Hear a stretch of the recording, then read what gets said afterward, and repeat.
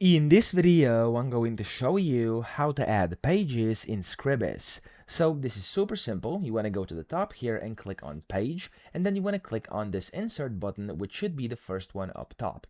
From here, you want to select how many pages you want to insert. I'm going to do 3 right now, so in total I'm going to have 4. And then you can also select where you want to position these. So by default, it's going to be at end, which means it's going to position the pages at the very end of your document. You could also do a before page and select before which page you want to have it, or after page and select after which page you want to have it. I'm just going to have at end over here, and that's going to be it. Then you can go and select the master page as well, and you can go and override master page sizing, and you can of course set it over here, and then simply click on OK. And whenever you've done this, as you can see, I've added these pages, and now I have 4. As indicated down here at the bottom, it says 4, which means I have 4 pages. So I hope this video helped you out. If it did, please subscribe to the channel and help me out as well.